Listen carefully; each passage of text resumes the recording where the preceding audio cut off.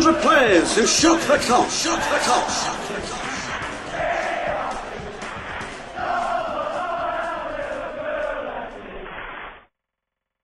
The Reds force corner after corner, but an Everton boot always seems to be there first. But even the best defence must give way, especially to an attack like Liverpool's. Wainwright's hasty clearance goes to Liddell, and Billy makes certain that it'll be an all-red Wembley final. It's generally considered, amongst just about everyone, that Billy Liddell was the greatest player in the history of this club.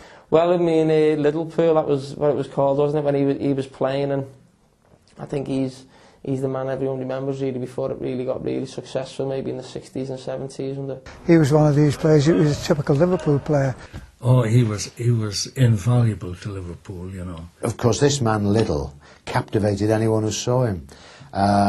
So I did see him, and I treasure the memory of seeing him. Well, obviously I never saw him play, but I've seen some film, I've read about him, I've looked at the photographs, I've talked to countless people who remembered him, I've talked to his widow. He was a truly inspirational player, apparently. He was a wonderfully exciting, but very good-looking, dark-haired, dashing player, built to athletic perfection with broad shoulders, tapering body, great speed, great power. And less than 20 minutes had passed when the second division team put Everton 1 down with a goal by Billy Liddell.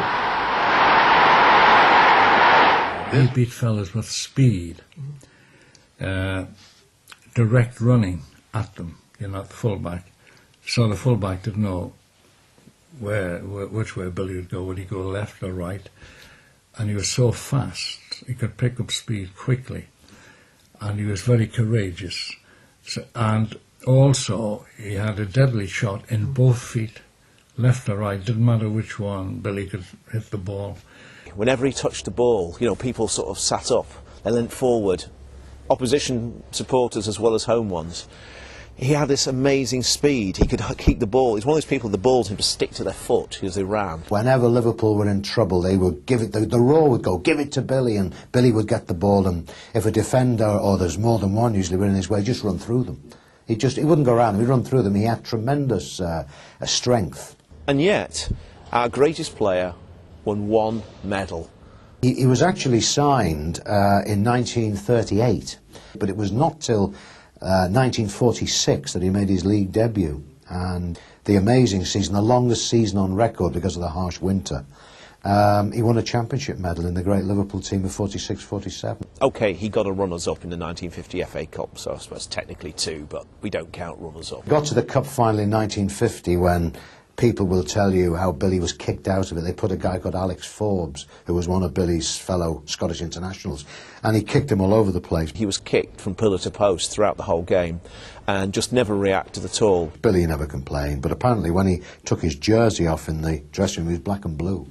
But he never complained, it's part of the game. And he was a player of such magnitude that, to be honest with you, when Liverpool were relegated in the late 50s, mid-50s, he could have jumped ship quite easily. He could easily have left Liverpool, but he didn't. He stayed with us, and in fact he stayed on to play a few games under Bill Shankly in 1960. So a man who was totally selfless in his devotion to this club through good times and through the bad times.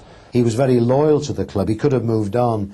He had an offer to go to this rebel league in South America, in Colombia. They were offering a king's ransom to go. Many British players went, most to their detriment, but Billy never contemplated it for a minute, and he stayed with them through all those dark years, and it's a good job for Liverpool he did. He was leading scorer for Liverpool in 8 seasons out of 9, the critical one being 1954-55, after they'd been relegated from Division 1, because they started off quite badly, and there were fears I alluded to earlier about them going into Division 3. That was that season, and he scored 30 league goals. They talk now about loyalty bonuses. In Billy's case, it was a bonus of loyalty, as he turned it on its head. Well, he was a great player, was Billy, and a lovely fella too. He was quite a religious man, Billy. He never swore, and I don't think he would do anybody a bad turn. A remarkable man, and of course a lovely man and a great sportsman. He did a lot of good work locally, because I understand the youngsters, he would preach sermons to them on a Sunday and things like that. And as I say, And if the players were with Billy, if we were with Billy, one or two who could swear a bit, I mean, they were careful not to in front of Billy. Not that he would say anything, but we knew that he didn't like it, you know. He was a true gentleman, and I think in this club we quite like our players to be gentlemen. He was a role model before they had role models. I only saw, you know, players do get into arguments on the field, but Billy did only once, and it wasn't his fault. And the full-back was threatening Billy, but Billy didn't rise to the bait or anything, you know.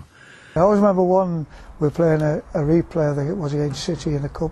I was there. I was at the game. I was only a boy. I was in the boys' pen, and I remember the game. It was a snowy day, very cold. Liverpool are losing 2-1.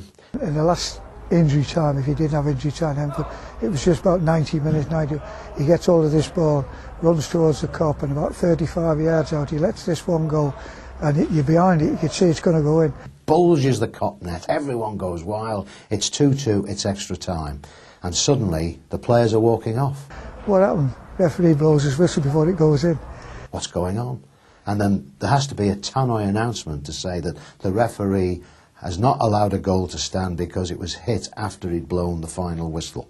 Would you all please leave the ground? He never went complaining to the referee, and so he just got on with it. And there is a famous picture which Neville Willersley of the Liverpool Echo took, which we have in the book, of the referee circled, showing with his arm in the air that as Billy is run. Now, you can't quite equate the time to it, but he certainly is blowing it around the same time, but whether it was before or after or as he was doing it, we'll never really know. It's like the flaw in a great diamond that makes it more valuable. It's not all the goals Billy scored, it's the one he didn't score that people will always talk about. On the pitch, he was amazing, and most of his playing career, he was only part-time. He worked, I believe, he was in the banking business, Bill. So he only trained 2 mornings a week. But you know, he's a fit bloke, as I say, he never hardly went out, and but on the pitch, you know, he'd work all the 90 minutes. He was an accountant by profession, and